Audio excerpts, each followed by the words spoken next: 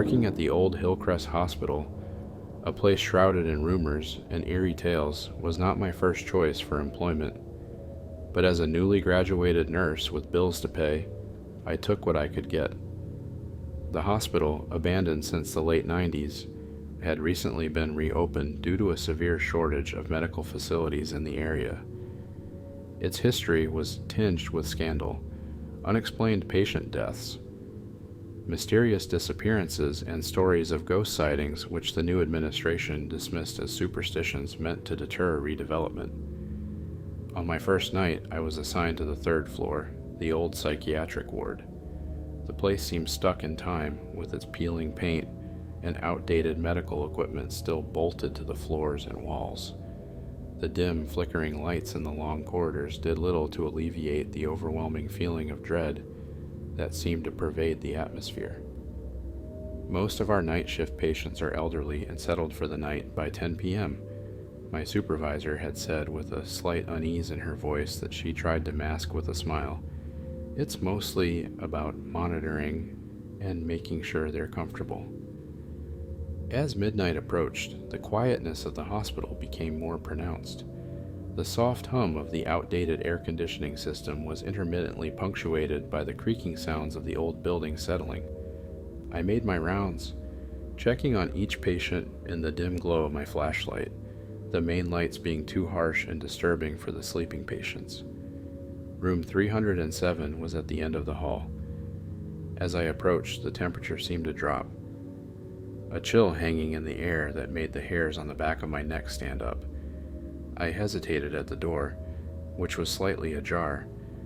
The room was supposed to be empty, pending a new patient transfer in the morning. Pushing the door open, I peeked inside.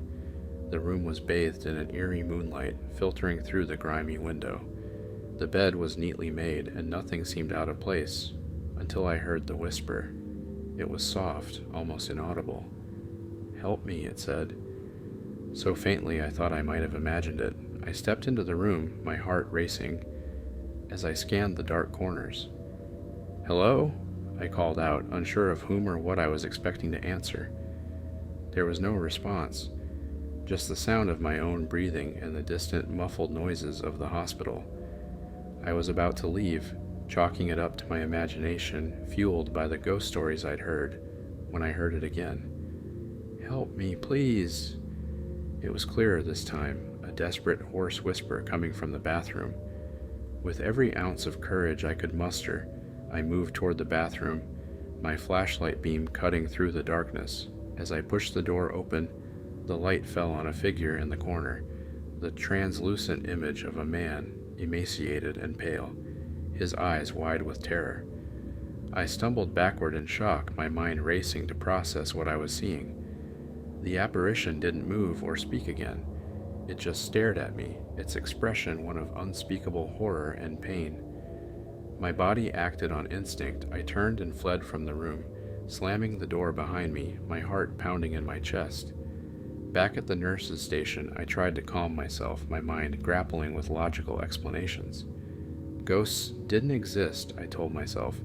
It had to be a trick of the light or a figment of my sleep-deprived mind. But deep down, I knew I had seen something inexplicable. Over the next few weeks, I avoided room 307, and I noticed my colleagues did the same, though no one spoke of it. The hospital continued to operate, and we never discussed what we might have seen or felt in the shadows of its halls. Then one evening, while sifting through some old records that had been left in a storage room, I stumbled upon a file from the early 90s about a patient who had mysteriously disappeared from room 307. His name was Jonathan Harker, and he had been admitted for psychiatric evaluation. According to the notes, he was last seen by a nurse one evening, and by morning, he had vanished without a trace. The case had been marked unresolved. Reading Jonathan's file, I felt a chill as I recalled the ghostly figure I had encountered. Could it be that his spirit remained, tethered to the place of his unresolved passing? The thought was chilling, and I found myself avoiding the third floor as much as possible. I don't know if ghosts are real, or if what I saw was simply a product of the hospital's haunted past seeping into my consciousness. But I do know that some nights as I walk the dimly lit corridors of Hillcrest Hospital, the air around me grows inexplicably cold, and somewhere in the distance I can almost hear a faint whisper